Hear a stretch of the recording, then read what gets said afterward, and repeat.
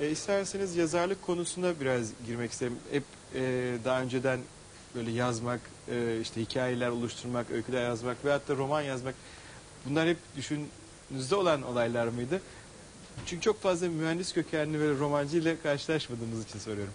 Aslında bu işin iki boyutu var. Birincisi ben okuma yazmaya başladığım günden itibaren sürekli olarak yazmayı istemişimdir ve mühendisliğim benim biraz ailemin zorlaması ve ailemin isteğiyle oluşmuş bir şey. Ama o mesleği de seviyorum. Ona da nankörlük etmek istemiyorum. Fakat gerçekten ilkokula başlamadan önce okuma yazma öğrendim ben ve o dönemden beri her zaman bir şeyler yazma isteği vardı bende. Bir de meslektaşlarım alınmasınlar ama ben teknik üniversite mezunuyum ve teknik üniversiteden genelde mühendisten fazla başka mesleklerde insanlar çıkıyor bilirsiniz. Evet, haklısınız. Peki efendim, şimdi isterseniz Sürdüler Sürgün Oldum kitabına gelelim. İnternet sayfalarına dolaşırken Doktor Erdal Atabek'in bir ön sözüyle çıktığını ve kitap arkasında da bunları baktığımız vakit enteresan noktalarda değindiğini görmekteyiz. Hakikaten Anadolu'ya baktığımız vakit çok değişik kültürlerin içinde barındırdığını görüyoruz. Nitekim dün Wind of Anatolia diye yeni bir proje oluşturuldu. İşte Anadolu'daki çeşitli kostümleri, yörelerin kostümlerini tanıtmak istiyoruz. Ve bunun da hem yurt içinde hem yurt dışında. Dolayısıyla çeşitli atılımlar var. Kendi kimliğimizi, kendimizi bulmak açısından hakikaten önemli adımlar atılıyor. Şimdi uzunca bir sene önce 1864 yılından beri işte Türkiye'ye, onun öncesinde de gelenler var. Ben onlardan bir tanesindenim aslında. 1864'ten önce benim ailem gelmiş Kafkasya'dan. Dolayısıyla yoğun bir sürgün yaşamış Kafkas halkları var. Ve bunların içerisinde ne zaman Türkiye'de acaba bununla ilgili bir yazı yazılacak, daha doğrusu roman yapılacak diye düşünülüyordu. Biz son Ibık'ı okumuştuk onunla ilgili. Fakat yine de Türkiye'de yerleşik birisinin, Türkiye'de doğmuş, büyümüş bir Çerkez'in, Abazan'ın, belki de benim gibi Ibık olanın, yani Kafkas toplumundan gelenin yazacağı bir hikaye olacak diye bekliyorduk. Siz bunu gerçekleştirdiniz. İsterseniz bu süreci alalım efendim. Şimdi aslında ön sözde Erdal Atabek abimin, abi diye hitap ediyorum buradan kendisine, gerçekten bana bir abi kadar yakın olduğu kitabın oluşturulması aşamasında belirttiği gibi Anadolu çeşitli yerlerden göç alıp bu kültür zenginliğini oluşturmuştur. Örneğin Kırım'dan, Kafkasya'dan, 93 Harbi tabir edilen 1877-78 Osmanlı-Rus Savaşı'ndan sonra Balkanlardan çok yoğun bir göç almıştır. Ve bugün bu ülkede değişik yörelerden gelen insanların kültürel etkileşimi sonucu bence dünyanın en güzel kültür ortamı oluşmuştur. Şimdi bu romanın açısından bakarsak gerçekten Kafkas sürgünü, Kafkasyalıların Anadolu'ya sürgünü tarihler 1864 ve 1877-78'e endeksliyor. İki büyük sürgün yaşanmış. Gerçi küçük küçük birçok başka sürgün de var. 1,5 milyondan fazla insan bu ülkeye gelmiş. Ve bu 1,5 milyondan fazla insan aslında geldikleri bölgenin de nüfusunun %80'ini oluşturuyorlar. Geriye kalan %20'lik nüfus, Kafkasya'da kalan %20'lik nüfus o günden bugüne sürgünle alakalı inanılmaz bir edebiyat oluşturdular. Birçok roman, araştırma kitabı, binlerce, on binlerce şiir yazdılar. Ama nüfusun %80'ini oluşturan Anadolu'dakiler bugüne kadar maalesef hiçbir şey yapamadık desek yeridir. Tek tük birkaç şiir, belki bir iki öykü, ama sürgün ve sürgün sonrasındaki bu ülkedeki yaşamımızı anlatan ilk roman özelliği taşıyor. Bilmiyorum, başka varsa da ben duymadım. Yazan arkadaşım beni affetsin varsa, ama ilk olarak ben bunu biliyorum. Evet. Peki tabii efendim, şimdi pardon, özür dilerim, araya girmek istiyorum. Şimdi baktığımız vakit buradaki toplumun duyarsızlığından bahsedemeyiz. Çünkü işte çeşitli dernekler var, buralarda konuşmalar yapılıyor. Bir kısmımız içinden biliyoruz ki işte acaba Kafkasya'ya geri dönmemiz mi gerekir? Belki bunu gerçekleştirmemiz gerekir diyor. O ayrı bir konuda, saatlerce sürebilecek bir konu biliyorum ama dolayısıyla kesinlikle duyarsız olmadığımızı biliyoruz. Bu sebeplerini, çeşitli nedenleri olabilir ama belki bir başlangıç olarak bunu kabul edebilir miyiz? Ve bundan sonrası bunu yapacak kişiler için neler önerirsiniz siz bunu gerçekleştirdiğinize göre? Çünkü birçok kişiye de örnek olacağınızdan eminim bu anlamda. Şimdi aslında hareket noktası temelde şu, yani gerçekten bir boşluğu doldurmaya çalışmak. Tabii bu boşluğu doldurmaya çalışırken de hamaset edebiyatı yaparak ya da içimden gelenleri, illa da duygusal bir yaklaşımla içimden gelenleri söyleyerek oluşturmak gibi bir düşünceden kaçınmaya çalıştım ben. Benim amacım gerçekten de sözünü ettiğim 140 yıllık diaspora yaşamının, Kafkas göçmenlerin diaspora yaşamının bir panoramasını çıkartmaktı. Çünkü örneğin benim babaannem de anneannem de her ikisi de bizde öldüler. Çocukluğum onların anlattığı sürgün öyküleriyle geçti. İnanılmaz derecede çok ilginç olaylar anlattılar.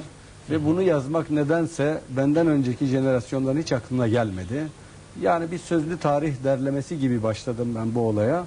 Nitekim sözlü tarih derlemeleri şeklinde de yazdığım birçok kitabım, araştırmam var.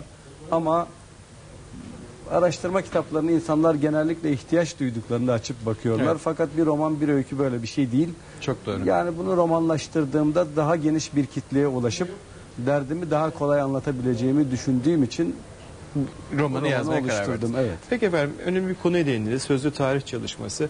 Hakikaten baktığımız vakit büyüklerimiz, işte Allah ömür versin hepsine, yavaş yavaş kaybediyoruz. Yine de tabii bütün bunları gözeterek çok değişik hikayeleri dinliyoruz. Gerçekleşen olayları da biz bir anlamda torunlarımıza, çocuklarımıza aktarabilme imkanı buluyoruz. Bunun bir sistematiği, hakikaten bir roman yazarcasına özenli olmamız üzerinde durmak istiyorum. Siz sözlü tarih çalışmasını gerçekleştirirken neye dikkat ediyorsunuz? Nasıl bir çalışma içerisindesiniz? Aslında tabii bu konuda benim yöntemler geliştirmeme gerek yok. Çünkü dünyada bu konuda gerçekten büyük gelişmeler kat edilmiş. Ben o mevcut yöntemleri kullanıyorum. Yani benim yaptığım yalnızca sözlü tarih çalışması yapan kişi ve kurumların uyguladığı yöntemleri uygulamaya çalışıyorum. Örneğin ben size Kafkas toplumundan bir örnek vereyim. Erkekler ve kadınlar derleme konusunda aynı tasnifte değil benim gözümde. Çünkü erkekler kahve kültürü, cami kültürü ve Kafkasya'dan getirdikleri kültürel değerleri sentezleyerek yeni bir yorum oluşturmuşlar. Şimdi 80 yaşında yaşlı bir Kafkas kökenli erkekle görüştüğünüzde Kafkasya'dan getirdiğini varsaydığı kültürel değerlerin birçoğunu aslında bu Anadolu'da kazandığını, etkileşim sonucu elde ettiğini fark edebiliyorsunuz. Ama aynı yaşlarda bir kadınla görüştüğünüzde kadınların bir kahve kültürü olmadığı için, kadınların bir cami kültürü olmadığı için, örneğin hocaların anlattığı vaazlerden çok fazla etkilenmedikleri için orijinal metinleri, orijinal olayları, orijinal gelenekleri onlardan çok daha orijinal bir şekilde derleme şansınız oluyor. Mesela o da benim uyguladığım bir yöntem. Yani özellikle yaşlı kadınları seçiyorum. Mümkün olduğunca erkeklerle derleme yapmamaya çalışıyorum. Çalışıyorsunuz. Peki efendim, biraz da kitaba gelelim o zaman. Sürgüler sürgün oldum. Hangi dönemi kapsıyor, neleri anlatıyor ve biraz daha içeride de konuşuyorduk. İşte bu birinci kitap olarak görmemiz gerekir demiştiniz. İkincisi, üçüncüsü kısmetse hep dördüncüsü de gelecek. Dolayısıyla bir seri halinde aslında siz bunu yazmayı planladınız.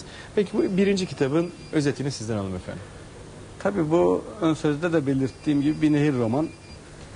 1864 ve 1878 sürgünlerinden sonra başlıyor ve günümüze kadar ulaşacak bu dördüncü cilt bittiği zaman. Birinci cilt genellikle Anadolu'ya ayak bastıkları andan başlamak üzere bu ülkeye yerleşmek, bu ülkede yaşama tutunmak için verdikleri mücadeleleri anlatıyor. Tabii geldikleri dönemi dikkate alırsak mesela hemen yakın geçmişimizde şöyle bir olay var. Bulgaristan'dan 80'li yıllarda 30 bin mülteci gelmişti. Modern Türkiye Cumhuriyeti 30 bin mültecinin sorunlarıyla baş edememişti biliyorsunuz. Birçoğu geri döndü.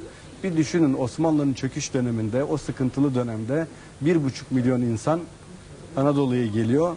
Devlet güçsüz, gelenler çaresiz, çok zor şartlarla gelmişler. Yaşama tutunmak için geçirdikleri evreleri yalnızca düşünmekle bile bulmanız mümkün aslında. Bunun için derleme bile yapmaya gerek yok. Evet. Birinci ciltte ben bunları anlatmaya çalıştım. Galiba iki toplumun da birbirleriyle, yani Anadolu'da yaşayanlarla Kafkasya'dan gelenlerin birbirlerini nasıl gördüler, nasıl yaklaştılar? Galiba bununla ilgili tespitler var. Bunları Var, nereden evet. elde ettiniz efendim? Bu tespitleri şimdi benim biraz önce sözünü ettiğim örneğin anneannem ve babaannem. Yine onların yaşlarındaki belki 50'den fazla insanla ben görüştüm romanı oluşturmadan önce. Bu insanlar bu ülkede doğan ilk jenerasyondu. Evet. Bunların anneleri, babaları, önceleri, dayıları, halaları hep Kafkasya'dan gelmişti. Ve onlar burada doğmuş olmalarına rağmen onların direkt birinci derecede anılarıyla büyümüşlerdi. Ve ben de bu anıları yine birinci el sayılabilecek bu insanlarla konuşarak elde ettim. Mesela şimdi geldikleri dönemlerde şöyle bir şeyi yaşamadıklarını ben birebir çok lokal olaylar dışında bu ülkede yaşayan insanlarla aralarında çelişkiler oluştuğunu, aralarında ciddi çatışmalar oluştuğunu mesela ben bu büyüklerden duymadım.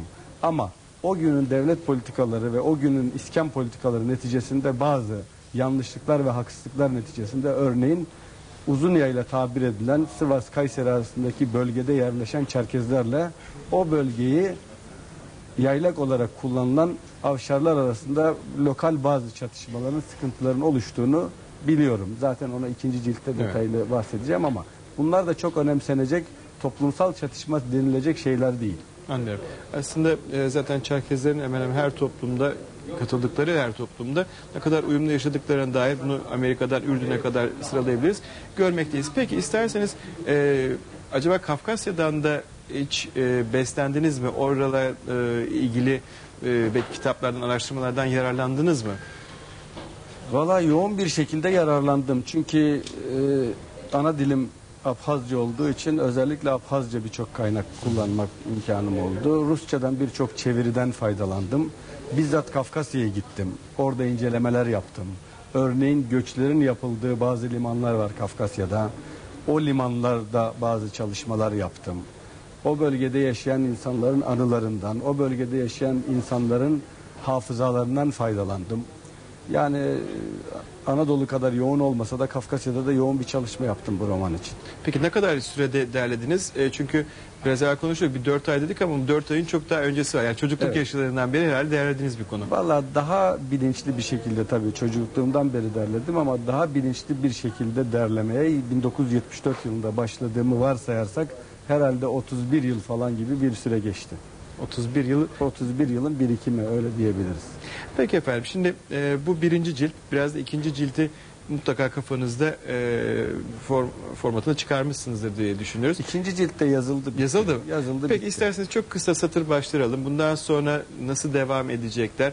Sadece burada abazalara ağırlık vermişsiniz. Acaba ikinci ciltte, üçüncü ciltte hep böyle mi devam edecek? Yoksa Kafkasya'nın farklı soylarının üzerinde duracak mısınız? Şimdi aslında burada tabii öyle bir görüntü var da olay sonuçta bir roman kurgusu olduğu için küçük bir Abhaz grubunun yaşamı ve çevresindeki etkiler gibi görünüyor ama yani bu şeye de katılmıyorum. Abhazlara ağırlık da vermedim bu kitapta. Evet. Tabii öyle görünüyor olabilir ama öyle de değil. İkinci ciltte de, üçüncü ciltte de bunu göreceksiniz. Gerçekten bu ülkede şu anda bile birçok iş kolunda, devlette, işte sanatta, edebiyatta birçok Kafkas kökenli insan ama siz onların öyle olduğunu bilmezsiniz ya da bilirsiniz. Bu yaşamın içinde aktif bir şekilde bulunuyorlar. Daha geçen Aynı gün şekilde, Faruk Cimok'u burada konuk Evet, ettik. Bunlardan bir tanesi zaten. Evet, aynı şekilde şöyle söyleyebiliriz. Geldikleri dönemde Osmanlılarla Rusların çok yoğun savaşları var ve Kafkasya'dan Ruslar kanalıyla sürülmüş oldukları için, Ruslar tarafından sürülmüş oldukları için bu camianın Ruslara karşı inanılmaz bir antipatisi var ve gönüllü olarak, yani o sürgünden sonra gönüllü olarak toplanıp köylerinin bütün gençlerini Balkanlarda savaşa göndererek yitiren bir toplum. Ayrıca mesela bana sık sık sorarlar, Kurtuluş Savaşı'nda neden bu kadar çok Kafkas kökenli insan vardı diye. Bu sorunun cevabını da bizzat ben yine yaşlılarla konuştuğum zaman şöyle aldım. Yani hemen hemen aynı şeyi söylüyorlardı. Diyorlardı ki biz bir vatan kaybetmiştik. Yeni bir vatan kaybetmek istemiyorduk. Evet. Söylerken duygulanıyorum farkındaysanız. Evet. Gerçekten bana bu duygularla aktarmışlardı. Gerçekten dikkat ederseniz Kurtuluş Savaşı'nın başlangıç aşamasından sonuna kadar çok aktif bir şekilde, tabii yalnızca ben Kurtuluş Savaşı'nda Kafkasyalılar savaştı demiyorum. Bu ülkede yaşayan bütün halklar, bütün insanlar ülkeyi kurtarmak için canla başla savaştılar. Ama Kafkas kökenlilerin neden bu kadar yoğun bulunduğuna dair yaptığım araştırmalarda çıkan olay buydu. İkinci bir vatan kaybetmek istememenin de çok önemli bir şeyi vardı, Faktörü etkisi vardı diyorsunuz. Peki efendim, şimdi biraz da siz oralarda bulunduğunuz için Kafkasya coğrafyasına bakarsak oradaki durum nedir? Bu günümüzün durumu nedir? Çünkü siz bu romanı alacaksınız, günümüze kadar getireceksiniz. Ne kadar yakınız birbirimize? Biz daha geçen gün gelen komşularımızdan, işte Azerbaycan'la yakın ilişkiler içinde olmamız, diğer komşularımızla da olmak ihtiyacı olduğunu ifade ediyoruz. Sorunlu bir bölge olarak göz önünde hep bulunduruluyor ve hatta hep bu konuda konuşuluyor. Nasıl incelememiz lazım? Sanki hep o konularda biraz ön yargılı davranıyoruz gibi. Ne dersiniz? Şimdi aslında ben gittim, belli gözlemler de yaptım biraz önce belirttiğim gibi. Yani tabii ki burada geçirdiğimiz 140 yıllık sürecin bizim üzerimizde oluşturduğu yoğun değişimler var. Biraz önce örneğini verdiğim yaşlı insanlarımızda bile burada kazanılan değerler var. Kafkasya'dan getirilen değerler var ve bunların bir sentezi oluşmuş durumda. Kafkasya'da da ki onların durumu çok daha kötüydü. Nüfusun %80'i bu tarafa geldi, %20'si orada kaldı diyorum. Onlar çok büyük bir azınlık durumuna düştüler orada. Ama ona rağmen kültürel varlıklarını korudular ve mücadeleden hiçbir zaman vazgeçmediler. Onu bizzat yaşadım. Şu anda bile var olmak için mücadelelerini gerçekten çok ciddi bir şekilde sürdürdüklerini görüyoruz. Ama bu mücadeleyi yaparken de ben şunu görüyorum. Bu mücadele yalnızca duygusal temeller üzerine oturmuş bir mücadele görüntüsünde değil. Yani insanlar çağdaş, insanlar okumuş, insanlar kendini çok iyi yetiştirmiş. Yani her zaman sözünü ettiğimiz, mesela Abhazya'dan ben size bir örnek vereyim. 4 dinden de yoğun yaşayan insanlar var o bölgede ama gerçekten bizim özlemini çektiğimiz ilginç bir laiklik anlayışı var orada. Bir eve misafir gidiyorsunuz. Erkek Hristiyan, baba Hristiyan, anne Müslüman mesela. Yani dinsel yapı ya da tam tersi. Baba Müslüman, anne Hristiyan. Dinsel yapı onların ilişkilerinde herhangi bir şey oluşturmuyor. Sosyal yapılarında. Yani çağdaş normları kullanıyorlar. Sorunları var, sıkıntıları var. Tabii bu sıkıntılar bile başlı başına birkaç program yapmaya yeter. Muhakkak. Yani bizden farklı olan sorunları da var. Bizimle çakışan sorunları da var. Ama şunu söyleyebilirim. Son 10-15 yıldır hem burada yaşayanlar için hem oradakiler için çok olumlu gelişmeler var. Çeçenistan örneğini saymazsak, çünkü orada çok büyük acılar yaşanıyor. Diğer bölgelerde olumlu gelişmeler var. Olumsuz gelişmeler de var ama olumlu gelişmeler onların önünde diye düşünüyorum. Tabii. Yani söyleyebileceğim şu anda bu konuda bu diyor. Aslında baktığımızda bu tümüyle diplomatik, siyasi ve de ekonomik düzlemde belki incelenmesi gereken konuların başında da geliyor. Bu da ayrı bir inceleme konusu olabilir. Peki efendim, şimdi isterseniz sizin bu açtığınız yoldan, patikadan ilerlemek isteyen gençlere, arkadaşlarımıza, sadece Kafkas kökenli olmayabilir, bu konuya yürek vermiş, kendi geçmişine gelecek kuşaklara aktarmak isteyenlere neler önerirsiniz? Tarih aslında içinde bulunduğumuz dönemi pek içinde olduğumuz için, belki işte hala yaşadığı için büyükler önemsemiyoruz ama onları yitirdiğimiz vakit, kendimiz bir takım değerlerimizi yitirdikten sonra, işte Ubuhça bunlardan bir tanesi, ondan sonra bunun geriye dönüşü olmadığını görmekteyiz.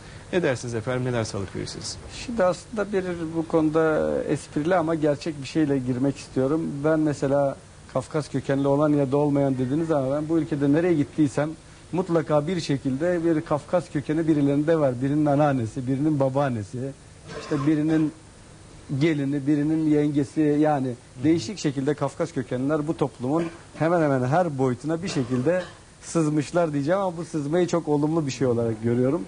Yani çalışma yapacak olan insanlarda her şeyden önce şunu istiyorum ben. Yani bilimsel olmaya büyük gayret göstersinler, samimi olsunlar ve hümanist olsunlar. Yani insanları sevsinler. Zaten kültürle uğraşan insanların ben çok ırkçı, şöven falan olabileceğini hiç düşünmüyorum. Çünkü kültürle uğraşan insanlar bir süre sonra bakıyorlar ki bütün kültürler o kadar güzel ki, o kadar birbirine yakın ki sanıldığı gibi birbirine çok uzak değiller. Bazı detay farklılıkları var. Zaten o ufak detay farklılıkları bizi birbirimizden ayırıyor. Mesela şimdi biraz önce söylediğiniz gibi gönül şunu hiç istemezdi. Büyük bir Kafkas halkı ki Kafkas tarihinde çok önemli bir yeri olan Ubuh halkının dili tamamen yok oldu. Ve acıdır ki Ubuh halkının tamamı Anadolu'ya sürüldü ve bunların dili burada yok oldu. Son Ubuhça bilen insan 1992 yılında Tevfik Esenç evet. Türkiye'de öldü. 92 ya da 93 yani o oldu. hatada Evet. bir hata 93 yapabilirim kusura bakmayın. 93 yılında Türkiye'de öldü ki 30 yıla yakın Avrupalı dil bilimcileri Tevfik Esenç'i bizzat buraya da gelip görüştüler. Avrupa'ya götürüp yıllarca onunla çalıştılar ve Ubuhça'yı en azından bilimsel olarak kurtardılar. Şu anda konuşan kimse yok. Benim gönlüm şunu isterdi. Türkiye'deki üniversiteler bunu yapsaydı. Türkiye'deki dil bilimciler bunu yapsaydı. Çünkü bu ülkenin bir kültürel şeyiydi, değeriydi. Yani bundan sonrakilere de önereceğim odur. Kişisel kaygılardan, ırkçı yaklaşımlardan uzak durup gerçekten hümanist ve bilimsel olarak bu işe ülkenin soyunlar. bütün kültürel değerlerine sahip çıksınlar. Ben yalnızca Kafkas kültürü için söylemiyorum. Bu ülkede o Evet. kadar